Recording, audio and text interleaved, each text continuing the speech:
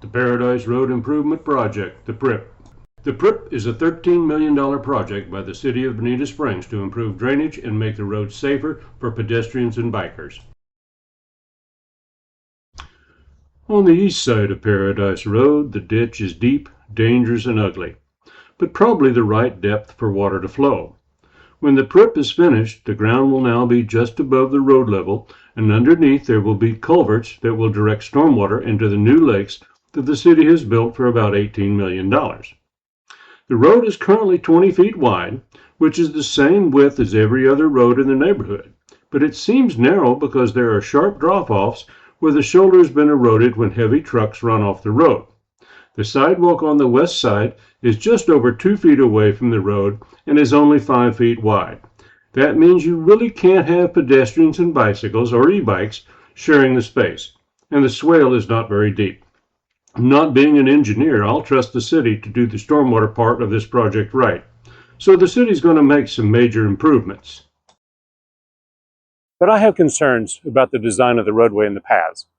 We need to have paths that are wide enough to allow bicycles and e-bikes to travel with traffic and pedestrians to walk facing traffic.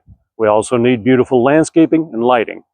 And we need to have traffic calming devices like speed tables or raised intersections, probably 3 of them, between the traffic circle at Maddox and Shangri-La.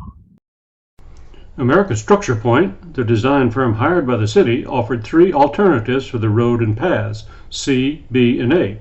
I think designs B and C have serious issues, but alternative A is good, but it could be better. Alternative A has 8-foot paths on both sides, but 8 feet will be a little close for comfort when bikers are meeting a couple of pedestrians. And because they're using a raised curb gutter, they need 5 feet of slope from the path back to private property. This is my alternative, with 10-foot pathways on both sides and a valley curb gutter. It is the safest alternative and will encourage more people to walk and bike. Learn more in the short video that follows. I'm Dwight Essman, and I've been watching the City Council for over 6 years. I and several other people did everything we knew how to do to get the city to buy the old golf course and turn it into a stormwater retention area and a passive use park. We failed. Now we have one final opportunity to try to create a great community in this area. I live right here on Paradise Road, just a little north of where I'm standing now at the corner of Paradise and Terra. And right here is a 15-foot easement for BSU that can be a path over to Cockleshell Drive. When we bought our lot in 1999, Paradise was a very rough dirt road just south of our lot, and so was Shangri-La. There was no traffic on Paradise Road, but we did have to drive almost 2 miles to get the old 41 to go anywhere. The city did not get my permission to pave Paradise. Yes, they really did pave Paradise and Shangri-La too, but now we're only a half mile to old 41. Did the city improve our life? Maybe. But they definitely improved the lives of most of the people that use Paradise to get somewhere. There are over 1,000 homes in this area. Almost all of us use Paradise Road. Since we had to put up with the construction of the 248 homes on the old golf course, the noise, the dirt, the 40,000 dump trucks tearing up the road, can't we expect the city to make Paradise a lovely, safe road? You can see what Paradise looks like behind me. It's not a very pretty or safe street.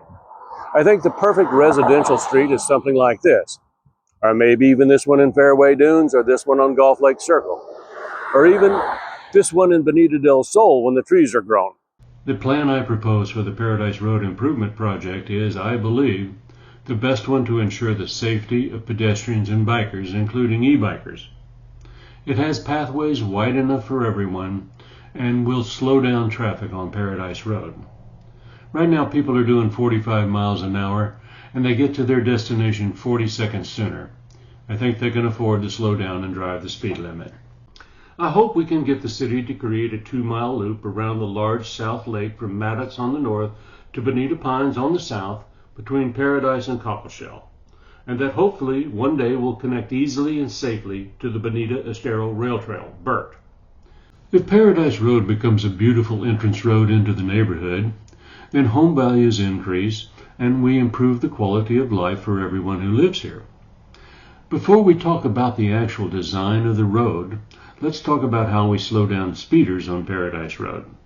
Maddox has 2 speed tables, perhaps one too many. But they work very well, and if you drive the speed limit, you go right over them. But if you speed, it's a little unpleasant. I'm suggesting we used raised intersections, which are just like speed tables, only wider. Speed tables will work, but I think the raised intersection just looks nice. It doesn't really matter if they are speed tables or raised intersections. It's the location that's important. The consultant, American Structure Point, only recommended 2 speed tables on Paradise, and it seems to me at rather odd locations. The one from the traffic circle to Tigris is almost 4/10 of a mile, perhaps enough to allow for speeding. I'm suggesting 3 of them between the circle and Maddox down to Shangri-La. I've placed them at Gulf Lake Circle, Marlin Lane, Seaside Way, and Tara Lane across from the potential new path. These are locations that have lots of cars turning, and there's only a separation of about 1/4 mile between them. I've tried to place them where a large number of cars will be accessing Paradise, and there are only 1 or 2 streets between these locations. I'll leave the design of the road and the pathways north of the traffic circle to the people that live there. The lots on the east side of Paradise Road, south of Gulf Lake, are basically 1-acre lots, and it's the area I have studied. So let's talk about the options that the consultants presented. Option 1B does not offer the safety we need and requires moving the roadbed at a significant increase in cost. The 10-foot path on the west side is not wide enough for 2-way bike traffic and pedestrians, so pedestrians will have to be on the east 6-foot sidewalk, and some bikers will have their back to oncoming vehicles, and some bikers will be facing oncoming vehicles. This can be a life or death issue. If a vehicle doing 30 runs off the road due to distracted or impaired driving and hits a bicyclist going 20 miles an hour head on, the cyclist probably dies. If the cyclist is going in the same direction as the vehicle, the cyclist might survive. This is because the kinetic energy is 25 times more in a head-on crash at 50 miles per hour than the 10-mile-an-hour difference in a rear-end crash.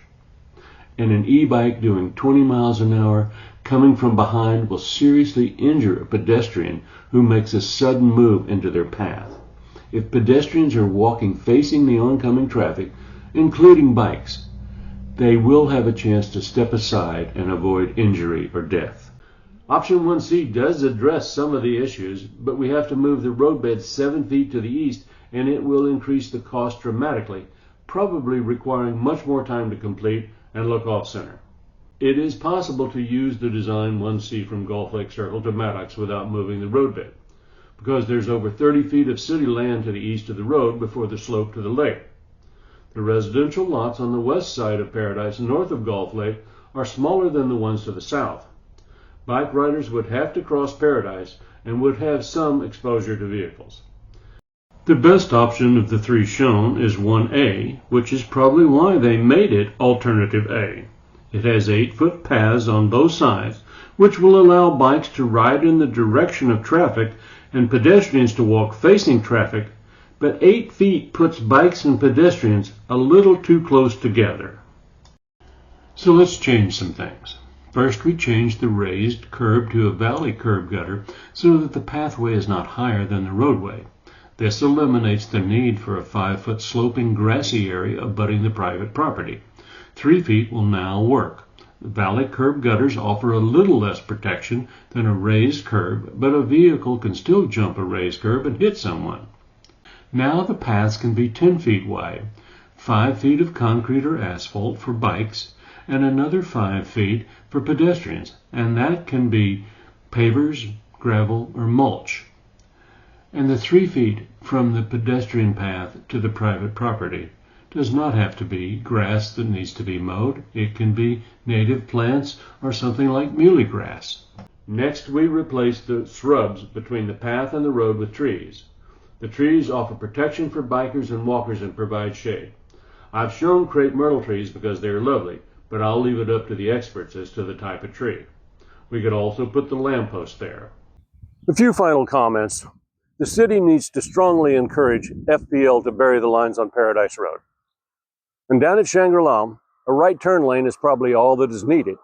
But it would be ideal if the city would buy the vacant lot on the corner so that we could do a traffic circle later if needed and perhaps create a small park. The use of e-bikes, e-trikes, upright and recumbent, has grown and will continue to grow in popularity. They provide an inexpensive, fun way to travel short distances. We can either plan for them or wish we had planned for them. We should not leave this decision up to the City Council. None of them live in this neighborhood.